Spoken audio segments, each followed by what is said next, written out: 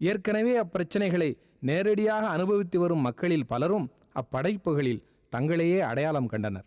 பலதரப்பட்ட மக்களும் அவரை விரும்பி படிக்க அதுவும் ஒரு காரணமாக ஆனது. ஜே.கே. தன் கதைகளின் மூலம் செய்வதாக சொல்லப்படும் பிரச்சாரம் சுயநலம் சார்ந்ததோ தனிநபர் சார்ந்ததோ விருப்பு வெறுப்பு உள்ளதோ அல்ல. பொது நலனில் அக்கறை உள்ள சமூக கரிசனம் நிறைந்த ஒரு அசல் கலைஞனின் பரிவது. அவைகள் பிரச்சாரமே என கொண்டாலும் பிரச்சாரத்தின் வழியாக பிரச்சாரமே அல்லாத ஒரு ஞானத்தை தன் படைப்புகளின் வழியாக தந்தவர் ஜெயகாந்தன். இன்றைக்கு பெண்ணியம் சார்ந்து பேசப்படுகிற பல உள்ளடக்கங்களை அன்றே தன் கதைகளில் நாவல்களில் எழுதி காட்டிய முன்னோடி ஜே.கே. தமிழ் உரைநடை வரலாற்றில் சில புதுமைகளின் தலைச்சனும் அவரே.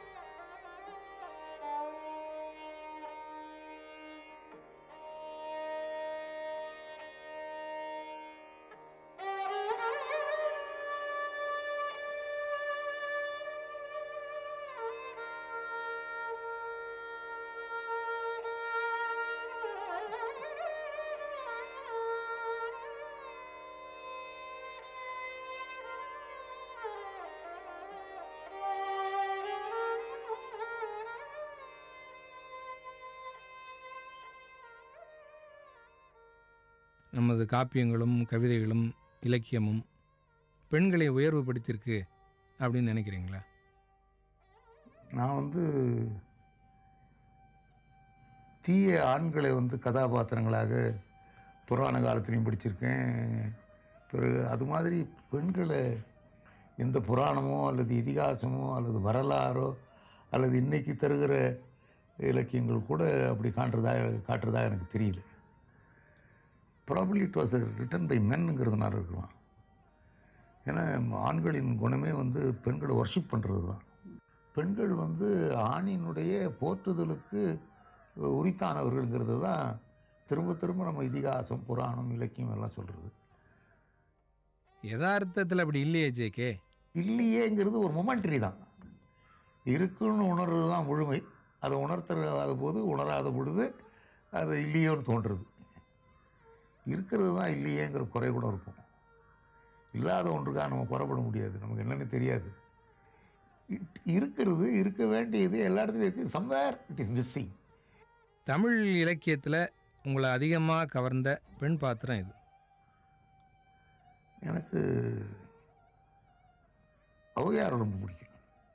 அந்த கான்செப்டே எனக்கு பிடிக்கிறது. உலகத்திலே அப்படி ஒரு கவிஞரை நான் எங்கேயும் பார்க்க முடியல.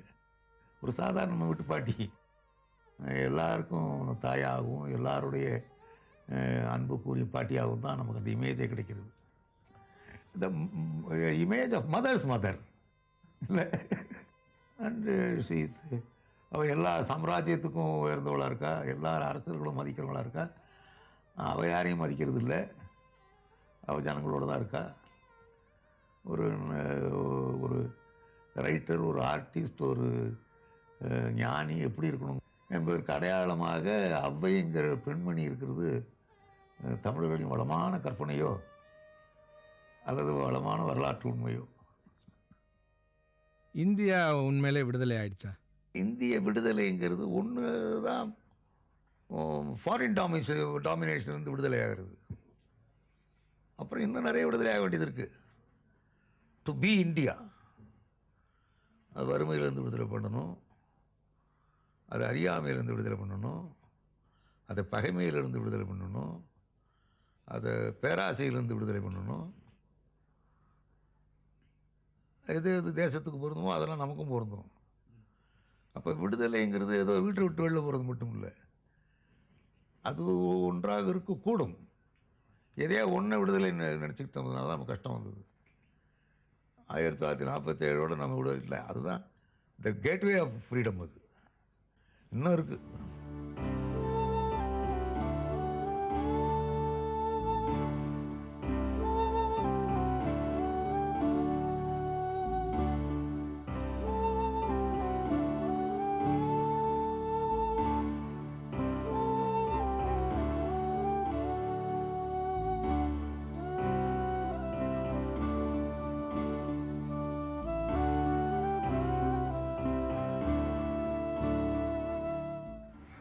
இந்திய அரசியலில் தமிழர்களோட பங்கு என்ன? இந்திய அரசியலில் நம்முடைய ரோல் என்னன்னு பார்த்தீங்கன்னா ரொம்ப சிறப்பாக இருக்குது தமிழர்கள் ரோல் எல்லா காலத்துலையும். நம்ம முனிசிபாலிட்டி எப்படி இருக்குது, நம்ம கார்பரேஷன் எப்படி இருக்குது, நம்ம பஞ்சாயத்து எப்படி இருக்குங்கிறதுலாம் நம்ம உள்ளூர் விஷயம். அரசியல் என்பது இந்தியா பூராவையும் சேர்த்து பார்ப்பது. அப்படி பார்க்க தெரியாதவர்களுக்கு இந்த அரசியலில் சம்மந்தமே இருக்காமல் போடும். இவ்வளோ மாற்றங்களுக்கு மத்தியிலையும் நம்ம தனித்துவத்தை நம்ம காப்பாற்றிட்டு இருக்கோமா? தனித்துவத்தை காப்பாற்றி கொண்டு எல்லாரும் எப்படி இசைவாக இருப்பது என்பதற்கு உலகத்துக்கு ஒரு முன்மாதிரியாக இருப்பது இந்திய அரசியல். அரசியல்வாதிகளோட முதல் கடமை என்ன? அரசியல்வாதிகள் முதல்ல ஆளணும். ஆளுகிற பொழுது பலதரப்பட்டவர்களையும் நாம் ஆளுறோங்கிற ஞாபகம் இருக்கணும். நம்முடைய கருத்துக்கு முரண்படுகிறவர்களும் நம்முடைய ஆட்சிக்கு உட்பட்டவர்கள்ங்கிற கனிவு இருக்கணும். சும்மா சபிக்கிற மாதிரி நடந்துக்கூடாது. ஆளப்போனாவே உங்கள் கொள்கையெல்லாம் மாறிடும், உங்கள் பிடிவாதமெல்லாம் தளர்ந்துடும். பல போக்குகள் இருக்கும், பல இழுபறிகள் இருக்கும். நான் சொன்னது தான் சரி எல்லாரும் சொல்லுகிறார்கள், அப்புறம் எது மெஜாரிட்டின்னு பார்க்கிறார்கள். இது சரியாக தப்பான்னு எனக்கு தெரியாது. அப்போ ஜனநாயகம் வேணும்னா சரி தப்பு பார்க்கக்கூடாது, அது ஜனநாயகமாக இருக்கான்னு தான் பார்க்கணும். தவறு செய்வதற்கும் தவறை திருத்திக் கொள்வதற்கும் வழி இருக்கிறது. நீங்கள் எதை அதிகமாக செய்ய போகிறீர்கள்? சித்திரப்பூ சேலை சிவந்த